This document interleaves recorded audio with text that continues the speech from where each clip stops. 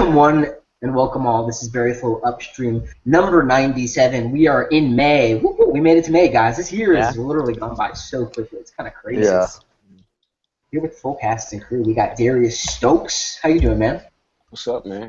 Good to see you guys. Always. We're just chilling here. This should be a BBM video, but it's not. I guess we'll get to that. But we're also here with Brandon Orr, chilling, keeping it cool in Canada.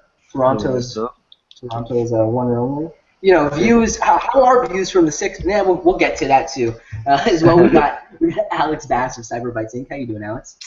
What's going on? What's going on?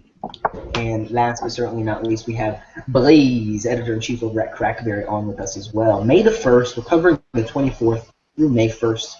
Actually, some interesting news has happened this past week. It's kind of been one of those. It's actually been eventful. Yeah, it's been an up week for BlackBerry. I wish the stock kind of reflected the same enthusiasm we have. But we're going to get started. We've got a fair few things to talk about, gentlemen. I want to start off talking first about Priv apps and getting those updates, really. It's kind of interesting because so many app updates rolled in for Priv that it almost felt like an OS update. Yeah. But it wasn't necessarily for everybody, right? I know Marshmallow is coming starting May 3rd for those people who are, either on a Shop BlackBerry device or whatever the case may be. You're going to start seeing that Marshmallow update roll through. Now here's a question for you, Blaze. Maybe you know the answer, and I would imagine the answer is no.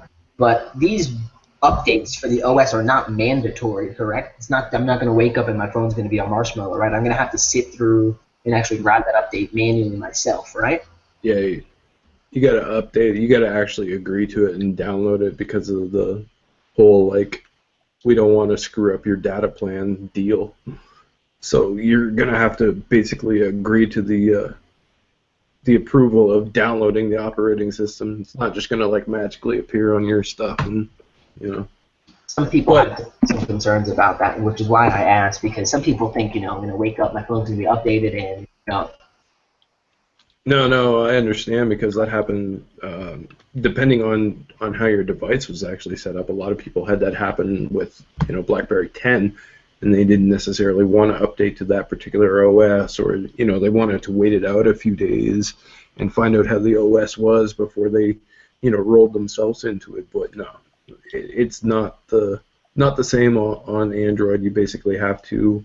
You get a notification of the download being available, and then you have to agree to it, and then it downloads. So you're not going to just wake up and have it loaded on there. And Shop BlackBerry devices, Amazon devices already have the Marshmallow. So the Marshmallow, the Google. It's funny because again, those app updates came in before, right? We saw BlackBerry Services, we saw BlackBerry Hub, and we saw some of those cool new features that are kind of staples on Marshmallow come to Lollipop. So it is really kind of interesting to see, it felt like an OS update without necessarily it actually being one. And I thought one of the coolest updates that they did, probably the most important one that they did, was that keyboard update. Really, really cool stuff that came. Yeah, it's kind of funny because they BlackBerry gave away their plan at that point. So the app updates rolled out, and people were like, well, now I have Instagram in my hub. What does that mean? Well, obviously Instagram in your hub update was specifically for Marshmallow. It wasn't necessarily, just like an update for Lollipop or anything like that. So at that point in time, everybody knew that Marshmallow was going to be directly right behind it. Right. I mean, but didn't that update come right when they announced that Marshmallow was going to be released that day on no, not really. Shop BlackBerry? I mean, there were some people that got it well ahead of any of the actual announcements. We knew. I don't know about. I can't say we, but I knew that it was coming because it was, basically one of those things that was under embargo until, it went up early on that morning. But there was people that evening, the evening before, that were getting the updates, and they're like, oh, well, Marshmallow must be coming. So they kind of BlackBerry kind of blew their own surprise. Yeah. Well, I mean, is it really that much of a surprise, though? No, I feel like it's a surprise that it came as early as it did. No, yes. But it's not like people are. It's going to be too groundbreaking. Realistically, I think Google Play, you kind of run into problems sometimes where you push out an app update and it might take some users 24 hours to get it. Some users might get it within 2 hours. So I probably figure they're probably better be safe than sorry, and they just updated all of them, pushed them out. It's better than BlackBerry World. I mean, they pushed an Instagram update in BlackBerry World, and it never made it I don't know. I just thought it was kind of funny because all Yeah, people were like really confused over it. It's like, what's going on? Yeah. Well, just wait a few more hours and you'll see, right? Yeah. Right. And then, waiting is always the hardest part with BlackBerry, as we know. So it's one of those things that was definitely kind of exciting to see it come through. I know, specific to that keyboard update, adding in the swipe ability is one of those, like, I would never use it, but it's super awesome to have, right? Kind of like a parlor trick where you're drunk at the bar trying to catch girls or something. It's like, oh, what are you doing? Are you using Braille on your keyboard right now? No, I'm actually typing. That's the kind of stuff that I hope and kind of wish was coming to like BB 10.3.3, like the small things. I don't need like a massive OS update because the OS is already pretty stable. I'm really looking for just like can I get predictive emoji on BB 10.3.3? Like small little things like that I feel go a long way to actually updating the quote-unquote experience as opposed to like a version number or a UI overhaul. And it kind of makes it seem so seamless for those changes to come through on Android through the Google Play Store, whereas on BlackBerry World, we haven't seen core app updates in forever. I think the last one we saw was Twitter like 2 weeks ago. So it's kind of a weird place. I wonder where the attention is really going to be. We know right now that Android is the primary focus for this year. Something I saw was pretty interesting was, as well, kind of as we go through some of this here, is registering for BlackBerry and Microsoft's executive panel talking security, productivity, in the cloud. I thought it was pretty interesting how the collaboration there between the organizations in terms of like using those applications on a Google-powered BlackBerry device. We're really kind of totally outside of that walled garden we used to be in a couple of years ago. When it was all BlackBerry all the time, everything was BlackBerry. Now we are basically totally cross-platform as we look at BlackBerry as a company, which is kind of interesting. Any of you guys going to register for that panel, or do you think they're going to like maybe put the video or some of the information afterwards for people to? I've registered for it, but that was only because I had to go through the registration process. And I like to be reminded of when those things actually come up. I don't necessarily check out every single one of them because some of them are really dry and droll and just not really that interesting, at least to my perspective anyways. But that one I'll probably actually check out because it's one of the first Microsoft ones that they have actually put together. We saw quite a few of the Google ones, and I believe there was only one or two Microsoft ones. So it'd be just kind of interesting to see what the comparison between the two organizations and how they work together would actually be compared to what the Google ones were. That's my only concern with it. I don't have any real general interest in the actual topics. I just want to how do you say it? Just get a feeling of how the messages are being delivered, I guess you could say.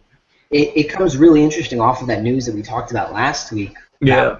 The vendors choosing Microsoft and BlackBerry to try to regain some of that ground in the government space. So I thought it was kind of a cool, interesting point for them to make, to have this panel at this time, and using some of the chief officers that they have for security and such in Canada, kind of pooling the local resources together to actually deliver those things. Pretty awesome. And I'm glad they continue to partner and show that they're still in the industry, right? They're still in the industry they created, which is always good, It's definitely interesting if you want to go register for that. There's links out there on Crackberry. So Marshmallow is here for the Priv. Everything you need to know is on Crackberry. Tell us, you got seeming like a little bit of an interview with Cluey. What were some of the highlights of that piece that general people listening to the podcast would be interested in hearing? Because Marshmallow as an update is massive in terms of the back end stuff, right? But some of the highlight features for it's Android 6.0.1, is that correct? Yeah, exactly. So in terms of the overall, I'd say one of the biggest things with Marshmallow is obviously going to be the security, right? Now we have those fine-tuned app permissions that we've had on BlackBerry 10 since 2013. 3 years later, welcome. Welcome, Google. You're here at the party. I'm still on my passport. I thought I wouldn't make it a full week, but I'm actually loving it. And the only reason I'm loving it is because I have these features that are almost timeless. Like, for instance, Apple got the live photos, right? And I've been doing time shift on my BlackBerry Z10 since forever, right? Have you really been using it though? I do, because it prompts you when to do it, right? When there's a face in frame, and it makes it super intuitive and easy. So it's really just amusing because you look at BlackBerry 10 as an operating system, and really it's still got legs to live on because everyone else is going so slow in the market right now. So it's kind of interesting. So does anyone else here have their update for Marshmallow? I know Alex and I on AT&T are just chilling. What about you, Darius? Did you get it? I'm on AT&T as well, so I'm still waiting myself. And Yo, suckers. yeah, I'm gonna have to wait a little longer because I actually have I had to go to the field this week and whatnot, so I'm gonna be in the field for like 2 weeks. So yeah, I probably won't even get a chance to use it till like around the 10th. Even when it does roll out, Darius won't have it. Right. I've been waiting forever, and then the time finally comes, and I still can't use it. But I mean, I'm hearing good things for those who do have it on the Priv. I mean, you know, just update. I guess a lot of us just really been waiting on, and we've mentioned, and I'm sure everyone has mentioned in past podcasts about, you know, I know we're all surprised that we got it as fast as we did, and as soon as we did, I should say. But I know we're saying that it's something that we felt like we should have been had and whatnot. But looking forward to it. You know, you're just kind of looking forward toward those more the optimizations for the battery. Security is like top of the list, most definitely, because it's not like a huge you know, overhaul to the OS itself or UI sort. You know, it's just kind of those, as you mentioned, back end features that we're kind of looking for and forward to using here. So I can't wait to use it, to be honest with you. I'm really looking forward to the update. Well, I mean, when it comes down to the overall update, I think it was, I don't know, it was kind of like one of those things. They rolled out the beta, and a lot of people, surprisingly, and I don't really understand, you know, the logic behind it, but a lot of people got mad at the fact that Marshmallow is now officially available while the beta is still going on. Mm-hmm. Well, you need to look at the situation. Like, not everybody has the beta yet. They're still rolling it out to T-Mobile customers because T-Mobile was basically one of the ones that approved the beta presence of it. So, you know, there's still it's not as if BlackBerry put Marshmallow out and now they're done with Marshmallow. There's still plenty of updates that are going to be continuing to roll out through Marshmallow because, you know, the beta was good. And as I'm sure most of us suspected, it was kind of like a little bit of a placebo beta anyways. It's kind of like, yeah, we're going to run a beta, but we can't give it to everybody because of the carrier situations and stuff like that. So they rolled out a beta. They got Shop BlackBerry users on it. They collected some feedback from it. And then they rolled it out officially to those Shop BlackBerry devices. But, yeah, there's going to be more updates coming. Because, like James said, there's a lot of back-end work that BlackBerry has done, specifically in the security area for the Priv within Marshmallow. So, you know, the beta isn't necessarily over at this point in time either. You know, all of those Shop BlackBerry devices that got the update are still going to be part of the beta. You're still going to end up getting updates pushed out to your device through the beta zone process because of the fact that there are still other optimizations that have to be taken under consideration as well, like I said, with those T-Mobile customers and basically just Marshmallow in general. So, you know, don't exit the beta program just because you officially have it now. You know, there's still going to be more. There's going to be more opportunities for beta stuff to be pushed out. And they even said that on the beta zone. So I didn't necessarily, quite understand why everybody would, sort of not. I shouldn't say everybody because that's not quite true. But I didn't understand the, some of the animosity that was coming from the community over them rolling out a beta. It's like, come on, you got people were trying to hold on to that. It was like, oh, only a few of us have it. Yeah, like that. It comes out around the corner, but.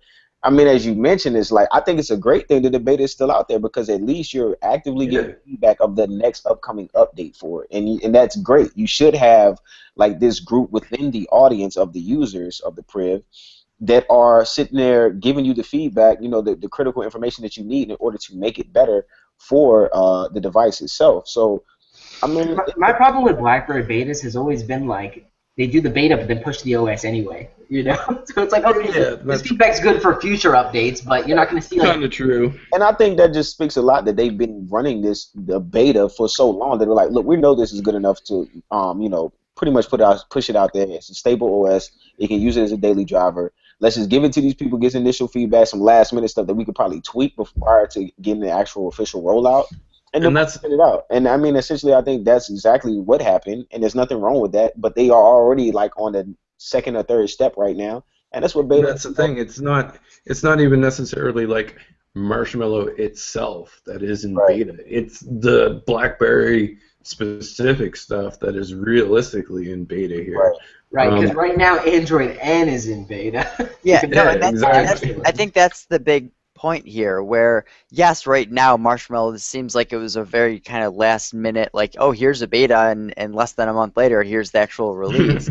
But realistically, they probably wanted to, wet their feet a little bit, get the beta set up now. So I think this is a good sign for when they're testing N. They might actually be one of the first few manufacturers to push out N in a beta and mess around with that very early on. And I Yeah, think well, that's the Cluely interesting. was a little bit cagey on that part too, Yeah. but That's what I hope. Realistically, will it happen? I don't really know. It hasn't happened so much in the past with BlackBerry. I don't really feel like BlackBerry will do that, but there's hope.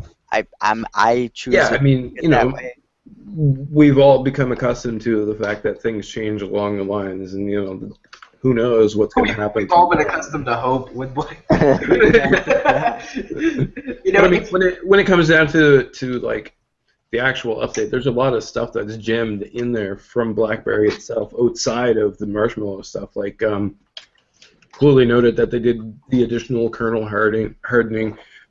They basically included patches for Linux that are pretty much ignored by other OEMs, including Google themselves, and they did the on-device encryption, and they equaled the improvements that are on Marshmallow over and above what are already actually there. I mean, BlackBerry Detect is now actually a really useful application. Before, it was kind of like it was an eye-opening application, but you couldn't actually do anything with it. I mean, when previous to Marshmallow, it was like, oh, look, Snapchat accessed my location 50,000 times. What am I going to do about it? It's either you suck it up, Buttercup, or you delete the application, right? Or download Casper and get your account locked. So you Yeah, have that problem again. exactly. But now you can open up the BlackBerry Detect and look and be like, oh, well, Snapchat is actually accessing my location 50,000 times. Let me go ahead and just disable that. Chances are it might crash the app, but you know what? Snapchat's a little bastard though, because half of the filters that they let you use are location-based ones. So it's I turn it off and I'm actually limiting features of the app, which that's down to their design. And I know Snapchat's actually not that bad because it's obvious. I just use Snapchat as an example. Yeah. Outlook, for instance, was killer on my contacts, like 3,000 pings. And I was like, yo, there's like 12 contacts in my Outlook. Like, how are you pinging them 3,000 times? So we got DTEC got updated with some actual valid use. More stuff in the hub. We had Slack, Skype, Pinterest, Instagram. So that was a nice update that if you got the BlackBerry Services update, you started seeing some of those things. Again, it's still going to toss you out to a separate application, but you're going to have those, everything now integrated all into your hub, which is pretty cool. Keyboard swiping, again, I was talking about this a little bit earlier. Really, really cool. Swipe typing, where you can basically draw between the different letters to spell out a word, is awesome. And now they've built that in on the BlackBerry physical keyboard, which I can't say that's ever been done by anyone before. Yeah.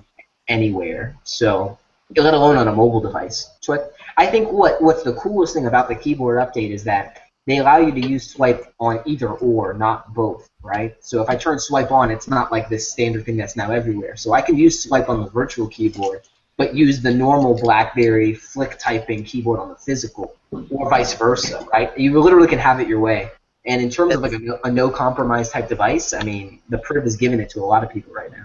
Yeah, and that's exactly what I'm doing, and I found that it actually works really well because I do love the virtual keyboard in BlackBerry in the sense where you can flick backwards to delete words, and that's something that I just absolutely love and can't live without. But I've noticed that when I do use the virtual keyboard, normally it's with one hand. So say, for instance, if I wake up in the morning and I'm just going through my phone and I need to respond to someone quickly, normally I just have one hand, and tapping with one hand is kind of a pain. So having the swipe functionality on the virtual keyboard, it's great with one-hand use, and normally if I ever have two hands on my phone anyway, I'm going to have the physical keyboard. So it's something that I didn't even know that I wanted, and I want it, and I'm very happy with the implementation. So I'm surprised that BlackBerry even implemented it. It's such a random feature that's like, yes, swipe has existed in various keyboards for forever now, but it's like, I don't think anyone really saw this coming where BlackBerry is like, yeah, we're going to implement this for the heck of it. And I don't know. I expected them to go ahead and put it on the keyboard, like the virtual keyboard, but I totally was not expecting it on the physical keyboard. It's a little bit of a gimmick, but people were talking about it. It was kind of a talk factor, but BlackBerry, for as much flack as everybody gives everybody else for putting gimmicky things in there, I mean, it doesn't matter. Gimmicks are what actually appeal to people. Like, you can say you hate gimmicks, but guess what? Chances are you're probably using some of them anyway. Yeah. So, I mean, but when it comes down to swipe typing, I tried it, and my brain does not grasp swipe typing whatsoever. It's like, no. Yeah, my favorite part of the BlackBerry keyboard was not having to spell or knowing the first two letters and just being like, all right, I can trust BlackBerry's got me on this. Right. It's really interesting because we're talking like gimmicks, right? And it makes you wonder, because when Cluey did his video standing up and actually telling us about the features, it's like, who are you catering to? It's like, does an enterprise user want swipe typing? Sure, maybe they do, right? Because they're a consumer when they go home, right? And it really makes you kind of question the road that they plan to take with the Android, because Android is a very, very consumer-oriented OS, right? The enterprise users, they have BlackBerry 10 for, right? And they continue to update BlackBerry 10. As we know, they're bringing some updates on the pipe for those corporate government enterprise users. So why not go for some of those gimmicks on Android when you're on the most popular consumer OS out there, right? Like, why not? Especially if you have the capability, do it. Get some headlines, get some press, and make people happy. Options are always good to have, in my opinion. Yeah, absolutely. I've come to the conclusion, like, at this point, that question always comes up, like, who is BlackBerry catering to with this device, or who is BlackBerry catering to with that device? I've come to the conclusion that I'm not going to ask that question anymore. There's no real answer, and it just seems like they're shooting it out to everybody and anybody who is absolutely interested. They're still trying to go ahead and capture some of the consumers. They're still wanting to go ahead and maintain their, enterprise customer base, and it's just kind of like you gotta come to a point where it's like, stop asking that question. They're just catering to people. Right. Anybody who will buy the device. Like, it seems like right now there's a definite fork in the road kind of happening from their software perspective in terms of like their operating systems. But you can almost imagine in the future those roads may collide once again in the future where Android will be at a place where it can supersede BlackBerry 10. And honestly, using my Passport right now, Brandon, you're on a BlackBerry 10 device as well.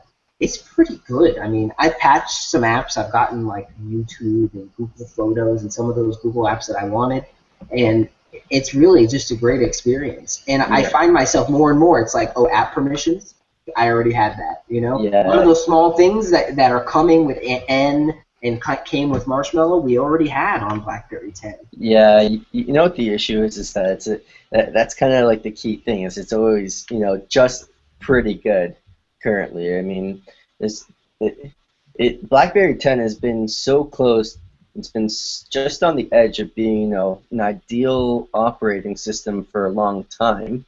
It's just a matter of the fact that, some of these key apps, especially like Facebook, was a big blow to me personally.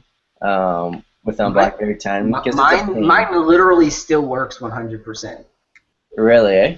Yeah. Well, that's the thing. Is like I can't get it back now because they just did a scumbag update, and they tricked me with that giant paragraph of text saying this will alter your experience forever. Yeah. So I mean, like, grab a bar file, man. It still works. Like, I think Facebook abandoned the APIs, but they didn't shut them down, which is what I think they expected to happen, and they didn't. Everything's still working for me. And the thing is, I don't think there was any general API that prevented the app from working. It's just the contacts. You know what I mean? Yeah, That's the only thing that Facebook wouldn't give BlackBerry is the API for contacts. And for the mass majority, I'd say that's probably one of the key points of actually maintaining the app. But still, there's workaround solutions for that too now, where you can log into your Yahoo account and export your contacts and shit like that. And you know, it actually helped the ecosystem, Brandon, because now we have the Memories app. There's Phase 10, Phase 5, Phase 7, Phase 6, and all of them are better than the actual native Facebook app is anyway. You know, it's funny because before I came to my passport or came back to my passport, I had a Facebook app icon, and I click it, and it was already a link for the browser. So it's like before they ever changed the app up or, you know, updated it to a web app, that's what I was already using, because it gives you Messenger and everything else all in one place, which is what I hate about Facebook now on Android. I refuse to download Messenger for, like, the 3 people I talk to on Facebook Messenger. Like, it's not worth it for the battery drain and the face pop-ups, the little pop chat heads that killed me. Chat heads. Oh my god! I know you can turn it off, but it's like I don't even want to deal with that crap. So, you know, I'll just use the browser, and for the most part, you know, BlackBerry 10's browser is still pretty darn good. So I don't really mind. And you know, Brandon, I find myself like missing things here and there, but they're honestly things I can live without, like Snapchat. Like, oh well. I just want to show. I just want to show you guys what I'm updating. Wow. Wow. That's a Red Z10 for those people who don't know what that is. Going to the latest OS after it was like on BlackBerry like 10.1 something. You should have left it. Should have, but that's funny. Watch it like break. It can't make that jump. Yeah.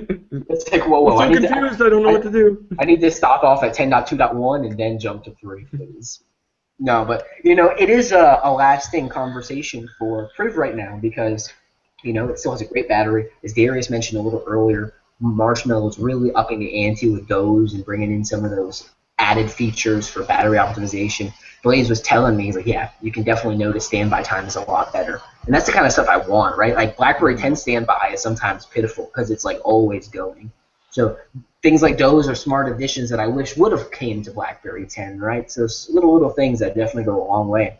You know, BlackBerry working on that special sauce on the Android side is good. You know, I will say that BlackBerry 10 in terms of, I mean, there's other operating systems that once they start losing that app support, they just basically go dead in the water. And I will say that BlackBerry 10, even if it didn't have app support, the OS with the baked-in features is still adequate to be used as a smartphone device for I'd say for probably 80% of the things you need to use a smartphone device for.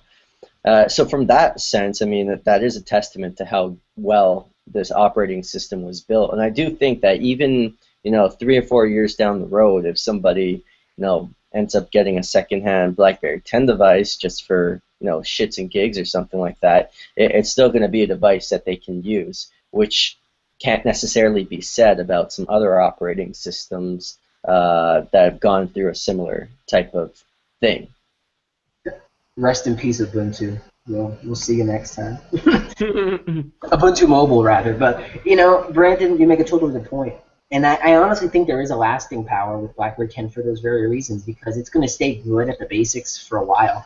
And honestly, right now, as I use my Priv and I use my Passport kind of in tandem on this trip, I'm visiting my family in Georgia right now, so my scenery is a little bit different. But I find that like the true hub experience is you cannot beat it, right? Actually, it makes me want to respond to notifications, and like emails are just easier to type out. The keyboard on the Passport, the best. I know Alex loves his Priv keyboard and thinks it's the best thing in the world, but two-hand typing, if you're going to use two hands, that wide extra space, bigger keys, and that virtual row, I'm in love. And like, I'm so like, dang, I should just go back to Priv just because, right? Because I have it, and it's the newer device, and it's the thing that's getting all the Apple Pay to the excitement right now.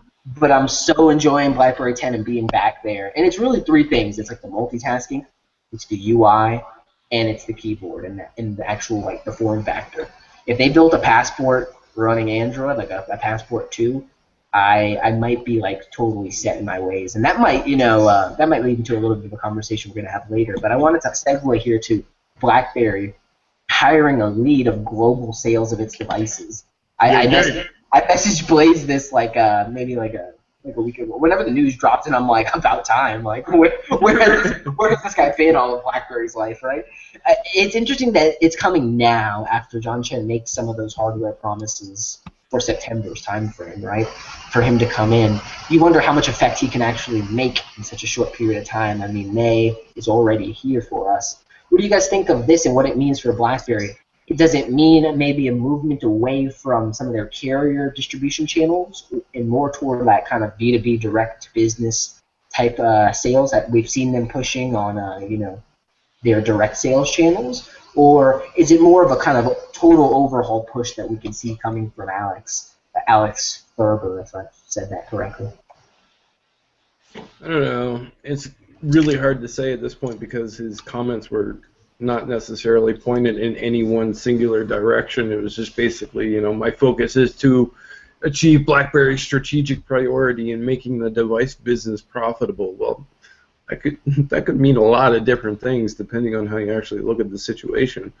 But I mean, at least now they got somebody in there, and even if it is, you know, just focusing on their B2B scenario, then that's still beneficial for them to go ahead and have somebody who is, you know, basically settled into this environment and is actually taking care of it. Like, you know, rather than, you know, John Chen basically just flying all over the world, meeting a bunch of people, there's at least a dedicated person to be able to go ahead and turn to and say, yeah, like, this is the person who we have to hold accountable for this situation now. And, you know, either way, no matter, you know, whether it's to, you know, broaden the scope of sales in general or if it's just their business to business aspect of it all, it's still good to essentially go ahead and have that person there. I'm really interested to see where he does actually take it, though, because, I mean, again, no matter what the scenario, it's still a good thing. But if it turns out that he's, you know, hitting device sales across the board and not just focusing on the B2B, then that means that there's a little bit more faith in the actual device business than what even maybe John Chen has actually put forward. So, because I mean, we all know the mixed messages that he has put out at certain points in times, like, you know. It's really kind of an interesting point as well to bounce right off of that sentiment, Blaze, because they hit 600,000 devices in a quarter. I mean, that's pretty low. Yeah. So it's almost like you can only go up from here. And now with a dedicated individual here overseeing the global sales force, it's like, you know, you're going to have to do better. Like, right. Knock on wood, right? Because, of course, anything can happen with BlackBerry. But at least with someone there, I find it interesting they open up the blog post as BlackBerry looks to accelerate sales of its Android-powered Priv, VB10 smartphones, and future devices. We're pleased to announce Senior VP. You know, so again, with BlackBerry 10 still kind of in focus for some of those customers, as if they want to continue selling those devices as well. So you can imagine they're going to have to continue obviously supporting those devices. And I think honestly, whether Alex either succeeds in the year he's there or whatever the case may be, looking at his track record where he's been with WatchGuard, they can easily migrate him to the enterprise sales side of the business and keep him on whether he's successful in the device endeavor or not. So it seems like just a good idea to bring him on for sales, period, because sales are what BlackBerry needs one way or the other, be it device, software, however it's going to go. So it seems like a very smart move. I suppose it's important to point out that he's only the vice president of VP of global sales. Carl Weiss is still the go-to, yeah. Yeah, president of global sales. So, you know, this Alex Thurber fella still has to look up to Carl Weiss, and honestly, I have not heard a single thing from Carl Weiss except for the article that was put out, you know, I believe it was like a few weeks ago. We talked about it on Upstream. I think it was like, it had that really weird headline that was just about the M&A strategy. Yeah. Our portfolio is complete now. Yeah, so it not only does it come like following that article, he's also the vice president. So there was one person accountable before him, but now it just seems like, you know, they have two people who are essentially focused on it, which, I mean, logically, 2 people is better than 1. It's always hard to like speak on these kind of subjects until you know You see the like the numbers. headline is. Yeah, You know what I'm saying? you Till need the numbers action. I come mean, you out or they can hire so many people. right. It's like till the numbers come out or they actually leave, and then you can kind of like assess the job they did, or you can assess the job they did for that period. You know what I mean? So Or the job they didn't do. exactly. And that's kind of been said about a lot of, well, I don't want to say a lot of them, but a couple who have left in the, past. So, I mean, it's just, I don't know, it's one of those simple things. You always see it bad when BlackBerry makes the, when BlackBerry, kind of brings on those hires, especially when it's like people that have a good rapport coming from their last company. So, I mean, any help is good help. Or I should say it's better than no help. But, I hope to see them, as you mentioned, is nowhere to go but up. You hope to see them achieve the numbers that they're looking for, and we want to see them like push, more of these units in terms of the 2 new devices that are to come, as well as the Priv and the current BB10 devices, whether it be in enterprise or in just the regular consumers' hands. It seems as well like he seems to have a nice approach to kind of understanding the business. Yeah. Alex hailed from Cisco, where Carl also hailed from as well. So I wonder if they had crossed paths previously in the past. Total speculation there. I don't want to dig through the dates and times and things like that. But also he talks about, they're going to increase the sales force that's out there, looking at new ways to connect with customers, trying different models for selling, getting new types of partners, and finding new routes to market. Again, increasing that headcounts in organizations so there's a direct relationship with their customers. And I think that's something that's wholeheartedly been missing, right? That's something Apple has with its brick and mortar stores. They have that direct connection with their customers there. So obviously we're not saying BlackBerry's going to go brick and mortar, but having that direct connection so that you've got to go to is something that's super important. And it hails off the same kind of conversation we had last week when talking about that direct sales endeavor that they've initiated to get businesses on board with BlackBerry devices. So definitely interested in seeing what this veteran can actually do for BlackBerry, and I hope his tenure here is longer than Johnson's, just saying. Moving on from there, BBM, and this is where the Upstream gets juicy right now, right? We're talking about BBM for Android updated to include BBM video chat. Now, it's one of those things that we've talked about so much on Upstream that it's almost like one of those points that was like just null and void for us. Like it's never gonna happen. It's never gonna happen. I had heard rumors of this to come maybe like weeks ago, and I literally discarded them because I was like, yeah, right. Lo and behold, we actually get a beta, and the beta is open for everyone in the U.S. and Canada to try out on Android, and it actually works pretty well. I thought there was some interesting little like hang-ups here and there that I noticed, but it could be my Wi-Fi when I attempted to try. Have any of you guys actually tried out BBM video chat on devices, and what have your experiences been? Yeah, I mean, I initially, the first time I called Chris, and for some reason his camera wasn't working, so that was like the first bug, but afterwards I tried it again in a couple instances, and it worked totally fine. It's only 2 megapixels, all right? Give him a break. No, but it seemed to be working fine, and it's a nice looking UI. I feel like it's fairly intuitive. What I do like a lot is so essentially when you get a call, it will prompt you. You could just answer with audio, or you can choose video as well. So it's kind of nice. Like if someone does video chat you, and maybe you don't want to be on video at the moment, you can just do audio, and it's fairly intuitive the way that it's done. And I don't know. I think it's nice, but obviously it's beta for a reason. I'm sure it's buggy to an extent. Yeah, with video, a lot of that acceleration is done at the hardware level, so they need to actually build for the software on chip on different various devices. And as we all know, devices run totally different, hardware setups. So they actually have to go and build support and refine for the vast majority of the devices that are out there, and that's just going to take time. Hence the beta, right? So and here's the thing too, right? People are like, oh, I can't call my Z30. Again, this is a beta. Currently, it's locked on those for right now. In the future, we may see an update that expands that out to a broader kind of range. But for right now, it is strictly between Android iOS devices running the latest update. Is it though? Because there has been some cases where it actually allowed the calls to go through and such. for I suppose for that's BlackBerry part of the 10. beta tag. Yeah, it may work, it may not. Yeah. I think that someone with like 2 devices and they accidentally picked up a BB10 and called, like, it works. It's like, no, it probably doesn't. But I've tried it on, Passport and Priv. Didn't work for me there. But the one thing I was kind of sad to not see was screen sharing. That was something that I loved about Yes. video. And I loved how, just intuitive it was. Like, for instance, if I'm screen sharing and typing in my password, it blocks it out. Stuff like that is just really thoughtful. And, of course, in time, maybe we'll see something like that. And maybe we won't, right? What I do think is that coming off the heels of WhatsApp, it's a smart move, for sure, for them to go video and go now and actually come back on promises that were dropped by Thorsten kind of years ago. So very, very interesting.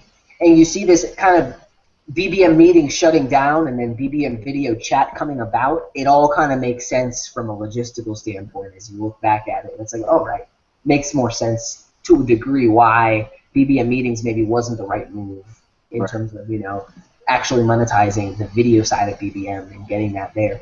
But of course, if you're going to leverage BBM toward kind of that enterprise crowd as an enterprise IM, you got to have video chat. I mean, Skype for Business, Microsoft Link, has all of that in there already because it builds off the foundation of Skype. So it's definitely important for them to have. God, this Z10 is so tiny. Yeah.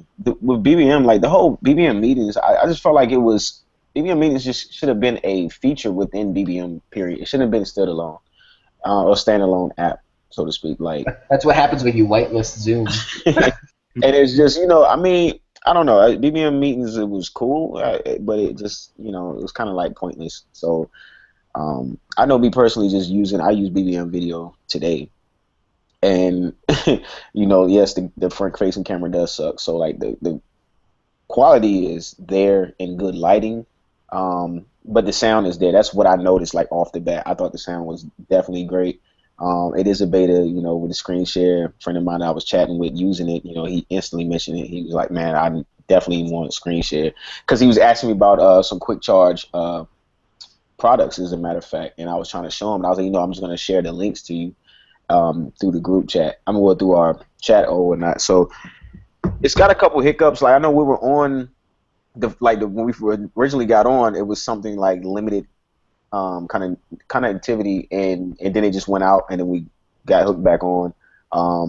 While I was on video chat with him again, my wife had Skyped in, and when I went to ignore the call and went back to him, my sound got reverted to the earpiece instead of from the actual speaker. So there's a couple hiccups. It's definitely a beta, but I think for what it's worth right now, it's pretty good, and I'm just happy to see it back again. Like, I can't wait till you are able to kind of like go cross-platform though. If it is an issue with it, I don't know. I mean, Chris, that some people are able to or whatever, but I think that'll be hella dope if you're able to talk to BB10 or iOS or whoever. One of the things that I think was kind of like most pertinent about BB10 and actually selling those devices, because people. You look at, even today, I mean, Brandon can attest to this. You show someone a passport, and you show them that passport for like a good minute or two, and show them what it can do, and they're like, "Dang, that's awesome," And one of the first questions I get from a lot of people is, "Does it have video chat?" And I'm like, "Yes, but no," with a BlackBerry 10 device. Whereas now with a Priv, you can say, "Yeah, it's got video chat, it's got BBM, and it works cross-platform." Yeah, not quite, It's like, it's almost there, and if they can get it to a cross-platform place, it's going to be a really, really good upsell for that device. Because people buy iPhones for FaceTime, They want to be able to have that video chat with their people or whatever the case may be, because they have all their people on that one kind of messaging platform. So I know a lot of people, especially in Latin America, who they do use BBM, but they want to be able to do that video call with some of their loved ones. And I can't recommend a BB10 device unless the whole family gets a BB10 device, right? So it was a pain point at some point to actually say, yeah, there's video chat, but only in the BB10 ecosystem. So expanding upon that now just increases and catalyzes, what Priv is capable of doing in the marketplace. So I definitely give them kudos for coming around, putting the dollars where their mouth is, right, and actually developing this. and I'm proud of them. It was one of those moments we all kind of wept a little bit for BlackBerry because it's you just swell with pride, because BlackBerry's actually making moves, and you wonder where those BBM updates have been because we haven't seen many in a while. There it is, right? Yeah, I mean, exactly. you gotta appreciate Google too for not really implementing a true like native video call feature as well from the jump. I mean, because they have so many. You can use Hangouts or Skype or whatever, the various applications that are out there, but they don't have like that one, as I mentioned, just that true native video calling application that you can use. Google is good at self-sabotaging itself. I mean, realistically, they should have created a messaging platform that worked with like text messaging, things like that, and they did with Hangouts. You could put your text messages in there, and then all of a sudden they discontinued it like 5 months ago. Like they're not. Yeah, no, I totally agree. With Apple with the iMessage and then FaceTime, it's like you look at Google and how big they are. Why do you not have something like that? But it does leave room for the other software companies to come and create, and I mean, hell, make better. So I'm glad that Google, as I mentioned, doesn't have something like that to allow BlackBerry to restore faith back into that one feature for their application, and it's a good thing. You know what I mean? But Lord forbid, Google does come along with it. It's not just going to kill BlackBerry and the little hope that they have left, but it's going to hurt a lot of other applications as well. People still use Skype across the board because I can't FaceTime, iOS user, but I can surely Skype them or whatever the case may be. But Google's a funny company. They tend to get gun shy with some ideas and then end up canceling other ideas, while they're deep in the process. Like, for sounds instance, like some company I know. yeah, like for Research in instance, motion? Google Glass, that had a whole bunch of momentum. So many people were excited for it, a whole bunch of pre-orders, and then they just kind of, let it fall to the wayside. Maybe they have other plans for it, which I'm sure that is. But I mean, even other products like Google Plus, like that kind of, I would consider Google Plus to be a failure in my books. And the only reason it's kind of had any relevance is because you need it now to post to YouTube and you need it for Google Hangouts. But apart from that, I think most people that have a Google Plus account don't actually use it as a social network, and they just simply use it for those chat features. And, well, I guess technically, if you want to look at it like that, it's a social network, but what it was initially meant to be was kind of a Facebook competitor, and it never really panned out like that. And I think it's just one of those things that even if you are big in the marketplace, it doesn't necessarily mean you're gonna be able to put together the right type of chemistry to get something like that off the ground and make it be successful. It's just Can't make it pop if it's not gonna pop. Google's just terrible monitors. It's like they have too many ideas and they're not good at putting everything in one compact solution for consumers and making it simple to use. It's like I have to use this in order to use this, and in order to get that, I have to have that.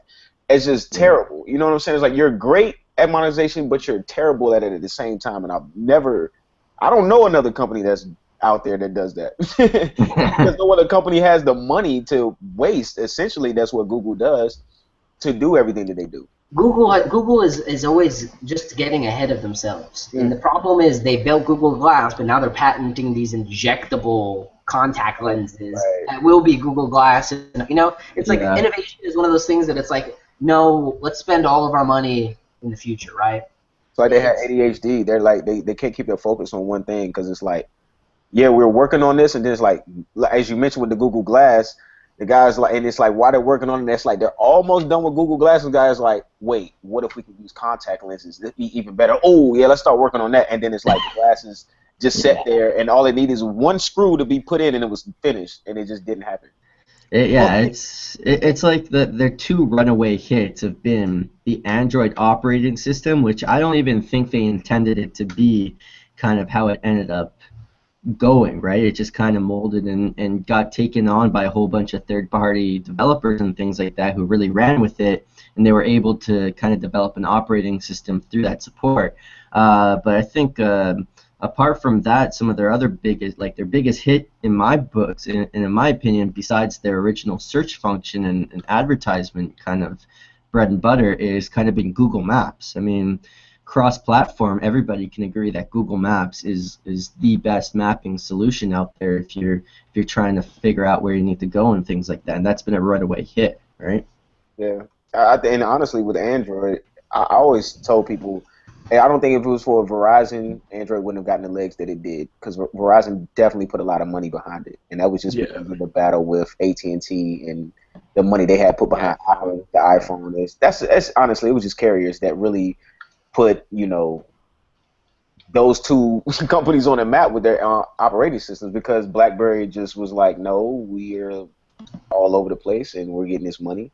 No, so BlackBerry screwed up. They released the BlackBerry Storm. You know, and because that was Verizon's answer originally, like, hey, we need something to kill it. And when it didn't fall through, they were like, you know what? All right, screw those guys. Let's see what Google has to do. And they took a shot and they did it right. You know, they didn't try to come at their neck like just, we're gonna kill the iPhone. Like, no, look, we do what we do, they do what they do. And I think what Google was smart at is just like, look, essentially now what BlackBerry's whole role is some people just do things better than how you do it, and that's fine. But we do great. And they should have said that from the jump, and that should have been that, but they didn't. Yeah, and that's essentially the open source community. Google grew as big as it did through having things, you know, open. Well, they can see the power of the internet and how important open source is. And realistically, like the way that Google Maps even identifies house numbers, essentially it's kind of the thought process is those captchas that you type in at the end, they'll have a number and you're actually identifying the house number. Like they just use open source and they know that it's great. So now you have all of these, you know, Samsung and all these other companies who are just using Android because it's open source. So they had this whole plan all along. I think they expected it to get to where it is now. They probably did not expect BlackBerry to jump onto it, but I feel like this is kind of their ultimate plan. They didn't want to get on Google. hardware. Nobody cares about Google. Yeah. I care about Google about as much as John Chen cares about Android. Oh, wait. But doesn't wait. So I wanted to transition to our latter topic here, talking about the Rome and Hamburg. Oh, boy. The Hamburger. The Hamburg. Oh, The boy. Hamburg. So these images were obviously from Dylan. We saw them on this VVM channel maybe a week or two ago, right? The fact that we needed a clarification post, admittedly, is probably past due, but here it is. Blaze did a really nice write-up here in bringing in some of Dylan's words to clarify what these images are. And this is really kind of the meat of the conversation today, because I'm honestly excited to see what you guys think of these devices and whether they have a viable potential for BlackBerry. Because if we look at these pieces of hardware, this all touches shit. I mean, whatever. Rome. If we really want to focus on anything, this is the device to focus on, because it actually has BlackBerry's signature keyboard, right? And as Dylan explains further down here, he'd seen some units that potentially had a biometric fingerprint scanner in the space bar, which I think is a very intuitive place to put something like that if you're going to do it. Now, as we already know, these devices, multiple pieces of hardware are floating around all the time. It's what's actually on the roadmap and what's actually coming to a head. If you look at a middle-range device in 2016 running Android, you're looking at a quad-core Snapdragon, you know, something in the 600 range, if that. So I really wonder whether something like the Rome running, you know, just a quad-core as opposed to like the 808, whether it's something that people actually would pay for. I mean, does the form factor interest you guys? Blade, maybe you want to chime in because you wrote up this full piece and understand it obviously more than we do. Is this something you'd even care about? Like, I don't really care about a mid-range device because Priv struggles on its own as an 808, you know? Right. I mean, they're cool. I mean, and what I like, I mean, what he did with the renditions, I mean, it's just like, it's the artist's rendition of what he feels like the device is going to be. And, I mean, they're pretty, like, accurate. I mean, can't say they're accurate because we don't know yet. But, I mean, they make it's a good idea of what he has going on. And he like it. What my thing is you can make these fine and great devices. You make them mid-range. But right now, what is BlackBerry considering mid-range? That is the big question when I think it comes down to it. I think they're gonna go like what Android has defined mid-range as, which is a quad core, 3 GB of RAM, a decent camera, and a decent battery. But it's like everybody's doing that. Right. So in terms of like performance, we already know with the encryption and everything that BlackBerry's got going on under the hood to deliver that security, some of the performance takes a hit. And I literally have been comparing, past couple of days, I've been comparing the S7 Edge to my Priv, and it's undeniable the difference. And of course, that's running obviously like the latest software on chip versus Priv that is obviously not. But I also think it's kind of interesting because the form factors are almost identical. The S7 Edge is the same exact size as the Priv. In terms of thickness, all that, it's basically the exact same, which I thought was interesting.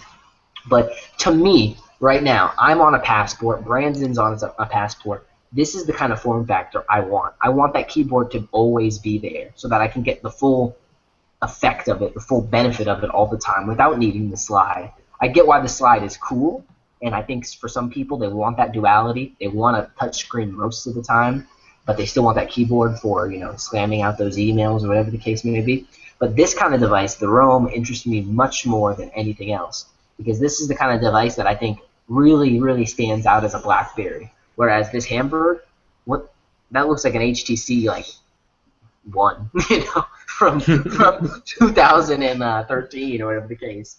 So for me, this doesn't stand out, and I think, yeah, you can do it. I think it'll sell for some enterprise people, but it's got to come in at like leap like prices for me. If that's like solid, nice metal, like I could see that being an attractive kind of thing. Yeah, just like the Passport SE was solid, nice metal. Yeah. So it has to have that SE,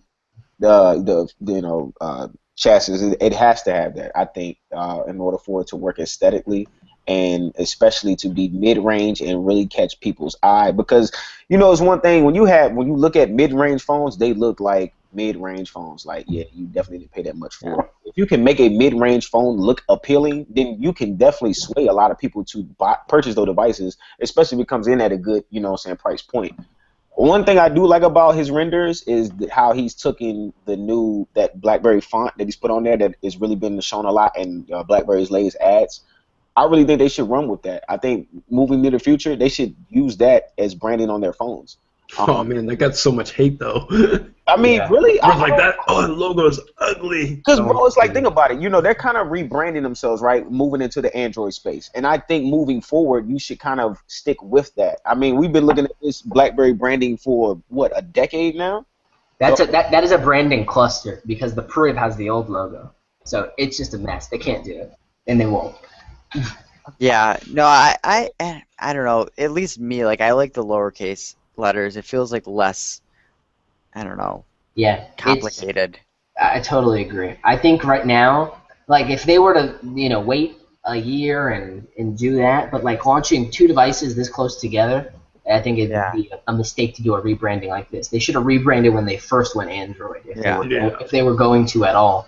But for me, I mean, an all-touch device I like all-touch devices, don't get me wrong, right? I think they're very beneficial for what they are capable of doing. But I don't think BlackBerry on an all-touch device in the mid-range has any purpose, really, other than to be an option. Because I think by the time this device comes out, Priv will have dropped to a price range that is pretty median, pretty middle, and the software as well. And I feel like that's the all-touch, right, the Priv. Yes. Just don't open it if you don't want to. Blaze said tape it shut, you'll be all right. Yeah, and the rumors are too that this mid-range phone will essentially have same specs as Passport, or as the Priv. So it's like really then like it won't. It won't, because that will piss It's not people going to have off. the same specs as the Priv, that's for sure. It's going to be mid-range Android, which again is like. But what is mid-range Android is going to be high-end Android from last generation. So like mid-range Android will be Priv specs. No, you're not going to put a six cores in a mid-range. You're looking at like you need to lower your expectations down to like HTC A9 level, and then there you go. That's mid-range. No, but that was mid-range before. Like, No, there's a lot of mid-range devices this year that are coming, and they're all rocking the 617. And No, I get what you're saying, Alex. It's going to But the continue. thing is that you gotta almost look at like the 810, the Snapdragon 810 chip, as if it doesn't exist because it has so many issues. So the 808 is still predominantly more towards the high end spectrum when it comes to Android. There are tiers to processors, Right. right? So regardless of whether it's an old gen, it's not going to drop to a mid-tier processor. It's a high-end processor, period. Yeah, it's the same thing with the Passport, right? Like, that's a high-end processor, quote unquote. But obviously, right now you could probably get it for a mid-range price in terms of where you. so you don't think like the 808 is ever gonna be the 808 or the 805 or anything like that is ever gonna just be seen as mid-range? Yeah, when we just a couple deca-core processors out there, But no, because again, it's about the cost of manufacturing, not the processing speed or the date and time that's elapsed. Because if you think about it, like for instance, the LG V10 rocks an 808, same as the Priv, but that's a high-end phone, period. And it's gonna stay a high-end phone. It's more about how much the chip costs to make. That's going to really determine how much it's going to cost, obviously, to manufacture and to sell out. It's really going to determine the range of mid. Processors don't work like that anyways, Alex, because it's basically like as soon as a processor gets released, they're already on to the next 5 processors. Yeah. So that 808 is like, oh, well, that's last year's stuff. Okay, no, this is interesting for me because I didn't really know this. So are you saying that the processor that might be used in this phone might not even really be on the market yet, but it's going to be built as a mid-range processor? Yeah, it's on the market right now. For sure. It's not what's on the market right now in mid-range devices. Right. There are ranges of Snapdragons that are out there. Yeah. Right. There's the 800 series, which is the top line, the 600, which is the middle, and then the 400s, which are the low. We're gonna get a 600, very, very likely, somewhere along that line. Maybe a 617, a 620, whatever the case may be. It's going to be just that mid-range processor because it's easier to get that silicon as opposed to the 808s, which are more expensive. And I think it's good for BlackBerry because in terms of reselling those devices overseas and things like that, again, the cost will be cheaper. Whereas, yeah, I can buy an 808 and give you better performance, but the difference between a quad-core and a 6-core on a highly encrypted BlackBerry Android device is going to be menial in terms of the actual difference people are going to see in performance. They need to get optimizations at that level. Thinking about processors like cars, like, yeah, but in 2017, the 2016 is going to be lower priced. Yeah.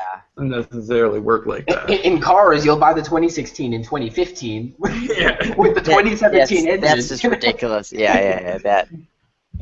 Speaking on specs, I was just thinking about it earlier. Matter of fact, it was right before the release of the Priv. Chris had made a good point. The only thing that it was like kind of like a big regret with the Priv is maybe adding like 4 gigs to RAM instead of 3 to be a little bit more future-proof. And I really look at that now, and I'm hoping like later on that it doesn't really come back to kind of bite BlackBerry in the ass because. We don't know what's expected to come with Android and I'm sure that devices that have 3 gigs will not suffer at all. I'm positive that it's just moving forward. You see that's kind of like been the biggest thing, the biggest new thing. Like it's not necessarily the processor; it's all about the RAM and how, the applications that it can handle at the core, so to speak. And that's one of the things that when you look at these mid-range devices. What will start becoming that standard in terms of RAM for them? And if they're on the same level of RAM as the high-end device, then where does the high-end devices need to stand at in the long run? That's kind of if they take a high-end phone that everyone buys at a high-end price and slate it as a mid-range device, people are going to be like, what the F? They're going to be pissed. So they have to definitely have different specs. So I think they're going to keep it the 3,000 milliamp hour battery. They're going to keep right around that mid-range 600 series of Snapdragons. They're going to go for, I think, better cameras, as Dylan said in his write-up, because I think those are pain points general consumers had with Priv. And they're learning from that for sure. I think they're also going to keep with 3 gigs of RAM. I don't think we're going to get more because, again, why is the mid-range getting more RAM than the high-end? That's interesting. Yeah. They set themselves off to be cost-effective, but also performance-ready. Not performance excellent, but ready to go, right? The Priv works, and it works fast. Yeah, do you need that extra 0.5 seconds or that 0.25 of loading time. Some people do, right? That's why Blaze is actually an LG fanboy. That's what, things like that happen. But Blaze, does the LG V10 have 4 gigs of RAM? I don't know. I honestly don't know the specs on it. All I know is that it's a little bit faster than the Priv, I think for sure. I think the V10 has 3 gigs of RAM as well, but I could check. I'm checking right now, so you don't need to worry about it. 4 would make sense compared to. Because the one thing that I am noticing with it's got 4 gigabytes of RAM. Yeah, okay, because that's the big thing I'm noticing with the Priv, at least, is if I have like the Maps application open and I'm listening to Google Play Music and I'm streaming in my car, and then a phone call comes in, my phone it gets overwhelmed. It just totally and I go to the memory management and I'm totally out of memory. So that's where those are the scenarios where I really wish I just had 1 extra gigabyte of RAM in there. And that's why I'm leery about mid-range devices. Yeah. I mean, to basically what Darius was saying as well, regarding the RAM, okay, if I buy this mid-range device and let's just say it has 3 gigabytes of RAM in it or whatever, but the next version of Android or they come to find out that the BlackBerry applications need a little bit more RAM later on down the road, then I'm stuck with that device on 3 gigabytes of RAM. And will need more RAM because they're pushing multitasking more. And with multitasking, you're going to use more RAM. You're going to basically at that point in time, you have to consider okay, is this going to be a future? I don't want to say future-proof because obviously nobody buys it to be future-proof, but everybody buys it with the intent to go ahead and at least be able to fulfill their contract solution with it, right? Mm-hmm. So what happens if I buy this device, come to find out it's got 3 gigabytes of RAM in it, but the next Android version or the BlackBerry applications really need 4?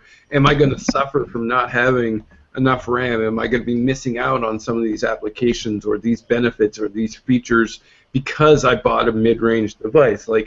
Does that mid-range device become a quote-unquote throwaway device at that point in time because of the fact that it doesn't have enough support for it? That's why I'm very leery about mid-range devices and the capability that presumably BlackBerry is going to go ahead and put into these, because again, I hate to use future-proof, but that's the only word for it. It has to be somewhat future-proof because it needs to be forward-looking, to be able to go ahead and at least get the maximum amount of use out of that device, or at least be able to fulfill the contract. I don't want to be halfway through a contract and be like, oh crap, well, now I'm stuck, right? I don't think anyone's phone is gonna just lock up and be useless. No, but at the same point, BlackBerry needs to sell handsets. So if you got to buy another one in 2 years, you got to buy another one. And again, it gives them an opportunity so that when everyone's putting 5 gigs of RAM, they can be cost effective at 4 and still be viable. I feel like the RAM thing is just finally starting to catch up with Android OS. It's always been Android OS's enemy was RAM. Yeah. Even with the Priv, even with the 808 and 3 gigs of RAM, just swiping, throughout the phone, you still get those little hiccups, little freeze, stop, every now and then. It's just RAM. It's just all it is.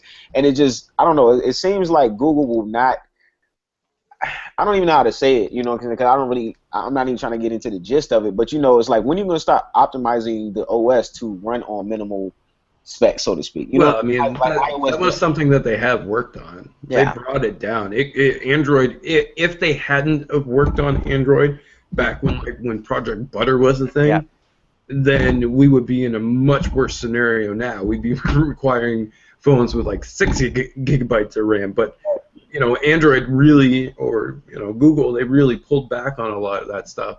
The other part of it comes down to the OEMs as well, because Samsung, even though that they pulled back, they're still jamming a bunch of crap on their phones and stuff that you don't necessarily need, and all that stuff sort of takes precedence over the actual usability of the device over the consumers, because at the end of the day, everybody got to collect their paychecks. But I mean, everybody.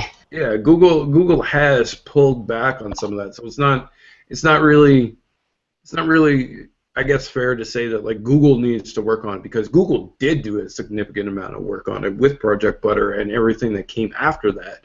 It's just, you know. No, it's not. I'm not saying that they haven't. What I'm saying is like, when will they really say, okay, you know what, this is going to be the OS update that changes the game. You know what I'm saying? That makes the overall experience just completely smooth. You know what I'm saying? I got you. Cool. It's like that moment that they said we have to do something about it, and they gave you that. I don't want to call it a temporary fix, but they gave you the fix, right? It was like a hot fix, real quick. So shoot you an update, it's good to go. All right, and then it's like now moving forward, we want to implement on security, battery optimization, you know, permissions, things of that nature. All right, cool, we get it. But now it's almost like, okay, the 4 gigabytes of RAM almost sounds like it's the standard for Android operation, so to speak. But they've been working on that, and they've really been focusing, at least with Marshmallow and N, they are really focusing on, okay, I'm not going to let your app go rogue. I'm not going to let you make all of these wake locks. Like, they are focusing down on that because that's a lot of the problems that happen with RAM problems as well. But I think a big thing, too, is, like, blaming this all on Google isn't necessarily right. Like, Google is not really the one making the hardware. They're not making hardware. Their OEMs are making the hardware, and they're the ones that choose what goes inside of the device. So by this race to the bottom and building Android to be this low-end device, that's the OEMs that are developing this, and that's why now we have a mindset around Android where we don't want to spend a lot of money to get a phone with good specs. Like, it's not Google, and should they really stop, like, their innovation to, like, okay, we need to fix this problem that all these OEMs created? It could go either way. You could blame Google or you could blame the OEMs. You know, BlackBerry was just back there in their legacy BlackBerry where they put 512 megabytes of RAM in there, and everyone are you guys crazy? Like, you know you need to put a gigabyte in there. And they were how always ridiculous that sounds now. Yeah, no, absolutely. But, you know, it's Google, it's the OEMs, I think it's just the market, everyone together. Look, here's what it comes down to. We all know what needs to happen. Google just needs to buy BlackBerry, implement BlackBerry's to essentially run Android.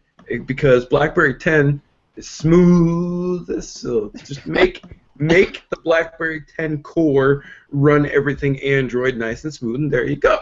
Yeah. And the best part is that they easily could. Because they already do to a large degree. I want to transition to our patron supporter questions. We had some good ones this week. Definitely want to cover that. Nice discussion there about the Rome. I'm definitely waiting. I'm excited. I really don't have a lot of hope for Hamburg actually hitting market, but definitely the Rome device with the keyboard, again, that's the one that it actually makes sense to launch. I'm excited and I'm interested in how the device evolves over time and what we end up with as a realized product. Right. However, from Vienna to now, I mean, we're seeing a visual update for sure. I'm kind of, like I said, I'm still kind of leery when it comes down to mid-range because, like, is this a phone that I'm going to be able to recommend, or is it something that I'm just going to be like, yep, there it is. Yeah. Buy it if you want. You know what I mean? Like, because there's phones that you're excited about, and then there's phones that just happen to appear in the lineup. Because, I mean, anybody who knows me knows that I was excited for the Passport. When it comes to the Leap, not so much. You know, that it's that kind of scenario again. You love your Leaf, don't even lie. I'm watching it right now. We were talking about like, who is BlackBerry making these devices for? My thoughts was initially like, you know, does it really matter who they're making devices for? Because well, that's what I'm saying. Is you know what I'm saying, like, what's wrong with you know, your phone having all this other shit, right? But just my thing is with these devices coming up, I wonder, are they just making devices to make BlackBerry loyalists like happy sometimes? Like, no, because if they did that, then they're doing a terrible. If that's what they're doing, they're doing a terrible job. Because they still are doing a terrible. Here's the answer to that question. BlackBerry is building the phones for whoever the hell will buy them. Period. Anybody. You like swipe? We got you. Gotcha. So I want Android? We got you. Right. And Brandon's here on BlackBerry 10. Like, I hate you all so much. So, so our Patreon questions this week. And again, if you don't know what our Patreon is, it's a nice little sponsorship, a little support campaign we've been running successfully. And it really just allows you guys to get some exclusive bonus extra content and ask us questions direct. So we put up an Upstream Q&A for 97. We got one. The first question was, who's going to buy these new phones? I think we answered that one already. What features does the hardware, what features are we looking for, and what does that mean for the hardware division? Does it mean they're doing okay to be launching more phones? And what does everyone need in these new phones? I think it's kind of weird. I'm very interested in having some biometrics just because it's so easy to actually get right into the phone. I do like on Priv that you can slide the keyboard, the keyboard up or the screen up and actually initiate that, turning on of the screen. But I think on something that has a keyboard there all the time, integrating that into the space bar is genius. And if they can get that to work in a very seamless way, that's something I'd definitely be about. What about you guys? Is there anything particular on the Rome or one of their upcoming mid-range devices that would be a selling feature for you? Maybe like removable batteries? Just kidding. That's not happening. But anything at all for a feature you guys might like? Nope. No, I'm just with you. I mean, I don't necessarily need a biometric fingerprint scanner or anything like that, but it would be good to have because I think that's, it's something that the market wants from BlackBerry. So put it in, make people happy, and of course I'm going to use it if it's there. So. And it's I think like the Motorola G has biometrics now, so that mid-range is getting these features. You might as well, exactly. Right? You'll fall behind even further in the market. If BlackBerry can be ahead of the game and put that stuff on a mid-range, then that's a feather in their cap. And again, you have all that real estate, physical real estate with the keyboard. I mean, why not? If you can do it, do it. Show people that you can, and that's such a smart placement for it too, because it's kind of where Samsung and a lot of the other players already have their biometrics, as opposed to like LG, which has theirs on the back. Well, I am kind of concerned about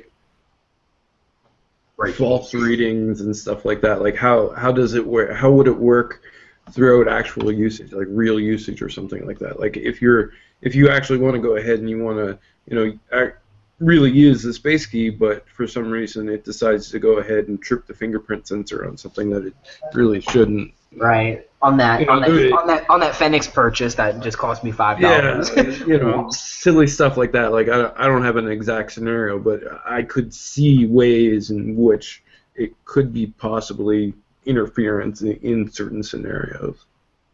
Alex, what about you? Would you be inclined toward a mid-range device if it had some killer feature?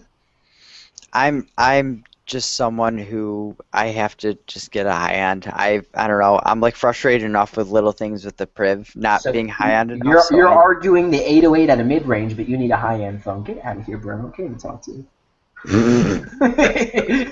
I just want more RAM, and that is not going to happen in these phones. So I'm just not interested. Even if it looks beautiful, even if it has a fingerprint, that's not what's important to me. My phone working smoothly. That's what the most important thing is to me at the moment. Wow. I get that. So basically, you're not a mid-range guy, and you probably never will be. Put some oil on your slider mechanism, and it'll work smooth for you. It already works smoothly. I feel you, because that's kind of like the scenario that I was thinking as well, but I didn't want to be, I don't want to be judgmental of a device that technically doesn't even exist yet. So. Yeah. Mm-hmm. We do that stuff all the time. I'm really not. I'm with you. I'm really not a mid-range fan person. Yeah. Like I said, I was excited for the Passport because it was a nice high-end device. It was beautiful hardware. The camera on it was beyond sufficient for at least everything that a normal person would be taking pictures for, aside from low light. But the leap is like, why do I want this? Yeah. Yeah. I think.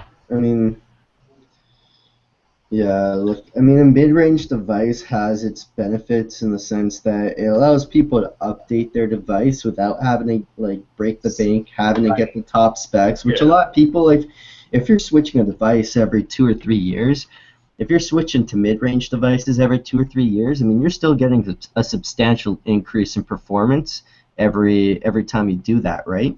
So there is a place because mid-range changes. So. Yeah, exactly. And for somebody like me, where I'm not necessarily a super user, I don't necessarily play a lot of games on my device, I don't necessarily use it for some intense programs that need intense processing. So for me, a mid-range device would kind of make sense, just simply for the cost factor. I just don't want to spend those, $600 or $700 on a flagship device, right? Brendan just uses his phone for porn. Yeah. I'm dead. No, he's got an Apple product for that for sure. Alex is upset because Silicon Valley's on right now, but we still have an after show, so you need. No, it starts in a half an hour. You need a TiVo. So another question we had here was from Jay Bravo. He asks a pretty good question, something that I think we should have swung back on and maybe elaborated. He says, "Yo, other messaging platforms now encrypting their messaging. Is consumer/standard BBM encrypted at all, or was there like some type of encryption previous through BIS? How does the previous BBM through BIS differentiate versus the consumer, and how it works today in terms of encryption and security? Is there any? Is it fair to say that iMessage and WhatsApp offer more security than standard BBM today?" So for what we know of this so far, and we actually got a lesson from one of our friends over at WhatsApp on the end-to-end encryption. We got sent the white paper and things like that. So we got a full kind of deep dive. And I would say at this point with the end-to-end encryption, because it is an end-to-end implementation, it's going to be more secure for more things. Now, again, that comes down to how you're using your device as well, right? If you're using your device for stupid things and giving people your passwords and things like that, security is obviously still in your hands. In terms of overall security, BBM on the consumer level has two different layers. There's a standard TSL tunnel, which is a basic internet protocol for security. And as well, there is, I want to say 285 or 268 encryption AES, which is another pretty standard level of encryption. So that is between messages sent between devices, but they are still accessed at the server level, so those messages are still going to be there. What that means in terms of an end-to-end encryption is that WhatsApp has more layers of security across more aspects of their application.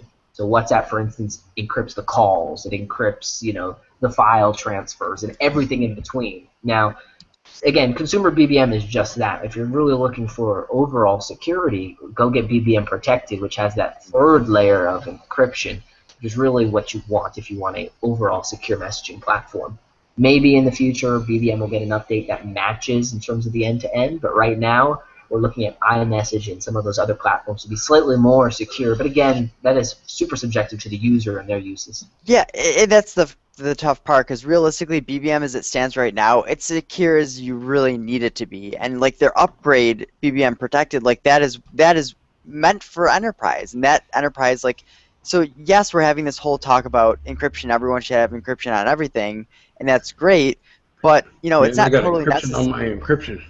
Exactly. I'm an encrypt your crypt. So the fact that like WhatsApp went and did this, I mean, yeah, it's great, and that's killer functionality, and it may have to push BlackBerry to maybe make some of the functionality of BBM Protected, in the consumer version, but I don't know. It's kind of a tough scenario. I don't care too much, but I think they probably should follow suit to some Really, extent. they should just get rid of BBM Protected, make BBM Protected the standard. But yeah. That's just my opinion. But of course, they lose money at that point, too. Exactly, and that's the worrisome bit. Like, if that's one of their main sells, or their I don't know. I still don't even know how I feel about how many people in enterprise are really even using BBM, because, like, are you going to pull out your phone to be talking, or are you going to be talking through a China or your computer or your laptop? Like, I don't know.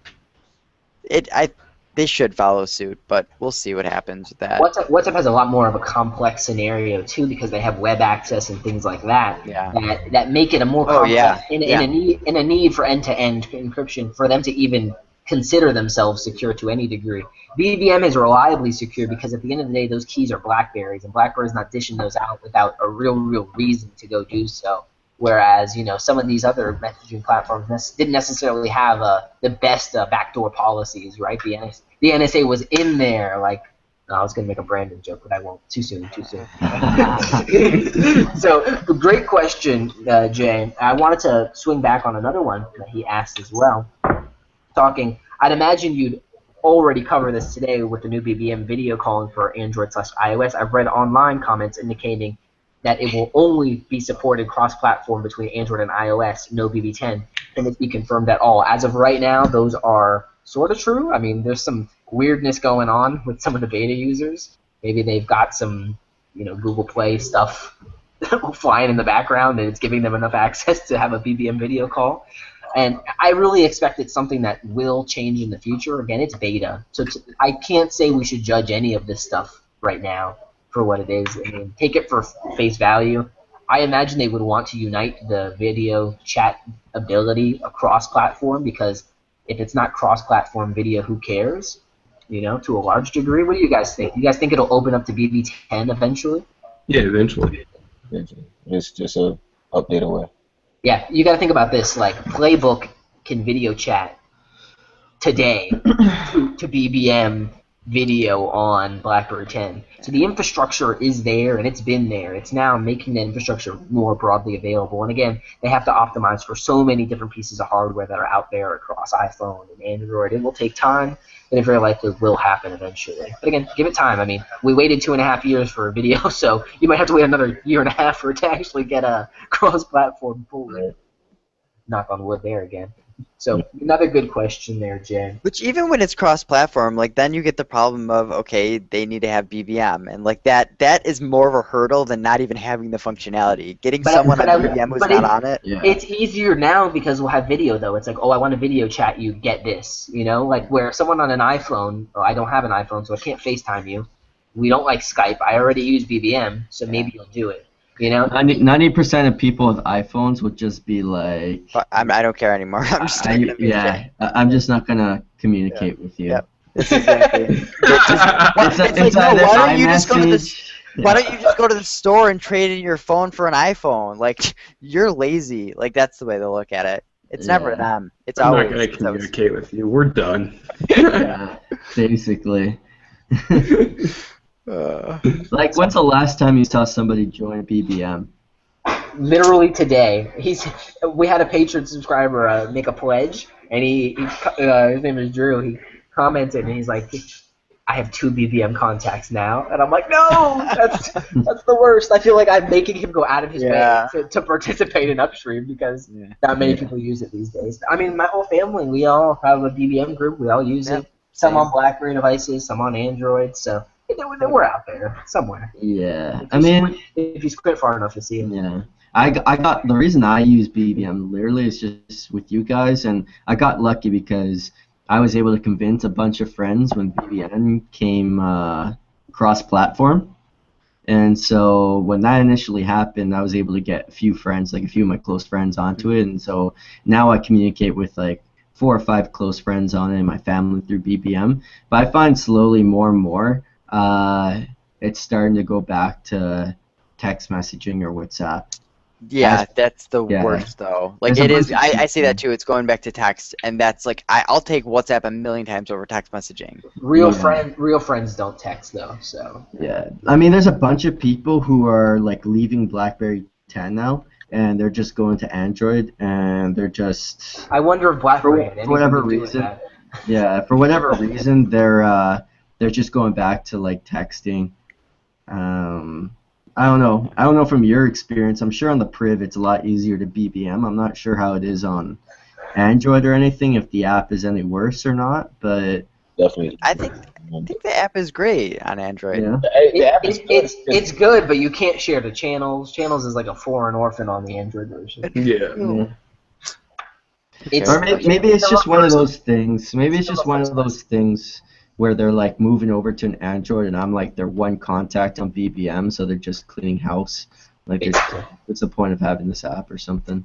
Yeah, and just discovery is kind of a pain on BBM in general. At least it always was for a while. The thought process of like a PIN, because even with Snapchat, it ties into phone numbers, so you can just have it scan your contact book and it finds all the people on Snapchat due to their phone number.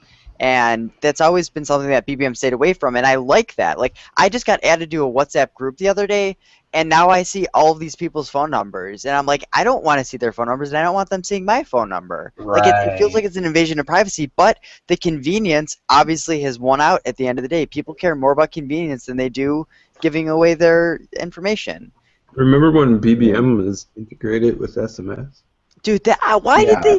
That's something that should have happened, right? They should have continued with that. I don't know why they didn't. I mean, when I got a BlackBerry 10, Like the reason I got a BlackBerry 10 was before BB10 actually released. All my friends who had Blackberries all said that BBM and text messages were kind of integrated, similar to iMessage, and I was on an iPhone on that at that time, so I'm like, oh, this will be super simple.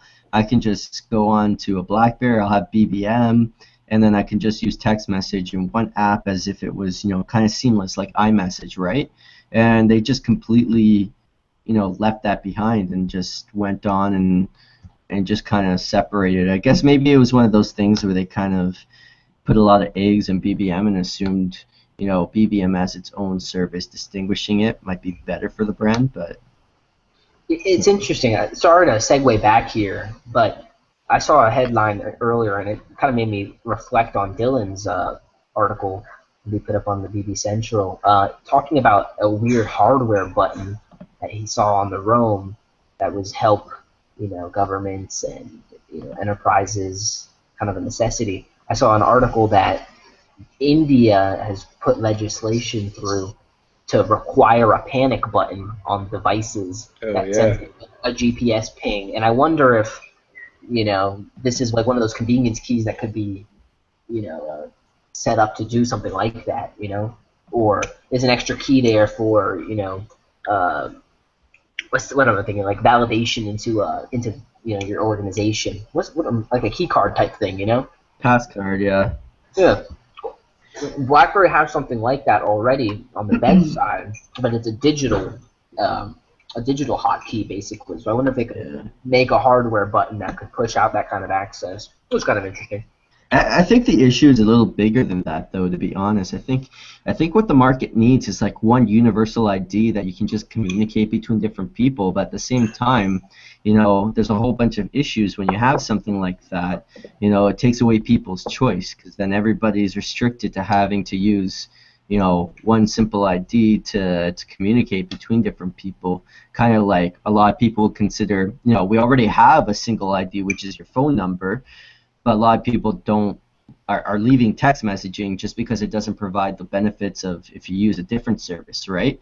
So I mean, I just find every year that we go on, there's more and more solutions to communicate with people, but I feel like as we get more solutions to communicate with people, the means to communicate with those people get a lot more difficult because everybody's so fragmented on different kind of services, right? Which is kind of funny when you think about it, because today, in this very moment, in this point in time, it's never been any easier to just pick up a phone and be able to send somebody a message. You can see them on FaceTime or on Facebook Chat, Google Hangouts, but really, you're still playing that game. And it's like, oh, do they have Facebook? Do they have BBM? Do they have this service? Do they have that service? And it's like, oh, they used to have it 5 months ago, but now they're not picking up, so maybe I have to go check another service, right? It's interesting because everybody wants a standard, and with everybody wanting a standard, everybody is creating their own standards. Yeah.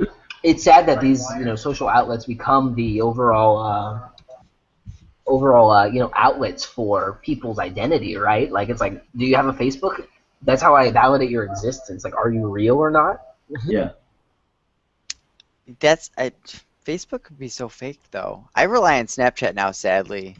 If they actually send you a picture of themselves, like, they're real. There's so many people who just, like, social media is just allowed for so much weird shit to happen. We had one more question I wanted to get to, and then we'll jump into our after show and make fun of Brandon for his his web viewing habits. But Mike asked the question, Mike Robinson, one of our patron subscribers, is the upgrade to Marshmallow on the Priv optional, or could it be mandatory? Do we believe new devices will be launched with Marshmallow? I would say, we talked a little bit about this earlier, Blaze was able to kind of confirm it is an optional upgrade, but I do believe new devices will be launched with Marshmallow. You think so? Yeah. I do. Definitely. Okay. If they already have it out for one, then chances are, if they're working on anything else, and okay, I'm a bit wait, any future Priv sale? Was he talking about Priv sales coming out being Marshmallow? No, new devices. You're thinking way deep into the question than you have to. Never mind. I thought he was talking about Priv because I'm thinking they'd have to go back and like update all the Privs, and like they're not going to do that. Okay, new devices, yeah, for I mean, sure. the Why second would they do? Because as soon as you turn it on, the update's there. Right. Alex, Alex you're is such a tired. weird kid sometimes. No, man. because don't I just set up understand my you. aunt's phone today or yesterday, and like the update was not prompting. It would not update, and then It's an like AT&T one. yeah. Come on, No, bro. I'm not talking about Marshmallow update. I'm just saying a general update because it was running an old version of the software. Yeah. I don't know. Just continue. You're welcome, Robert. Thank you for telling us. Oh, It's been an man. awesome show. Just by Alex, you know. We Sorry, love that. Robert. Sorry, Robert. Yeah, go apologize. Silicon Valley right now. So It's like 10 minutes away. You'll be all right. Why are you blurry right now, Alex? I don't know. That was weird. That's weird. Brandon, what you drinking? Is that a root beer? It's Drinking Beyonce lemonade. it's Creemore. It's Creemore Springs. It's a beer from around here. Oh wow. You need to This shit is yourself after show now. talk. This is If after show talk. you guys come to Toronto, I'll treat you guys to some of this. And some nice videos. Yeah. I'm done with you guys. Oh my gosh. Good night. I'm Have not a going good to your one. neighborhood, Brandon. I heard you Right. have like thugs around there. Oh man. Mobsters. Our Yeah. next episode is going to be on April the 8th. You can catch us next week. Again, thank you to our Patreon subscribers. If you want to consider supporting the podcast, check us out, BerryFlow.com/Patreon. Have a great night, guys. Thank you. Later. Bye, guys. Bye. Blaze actually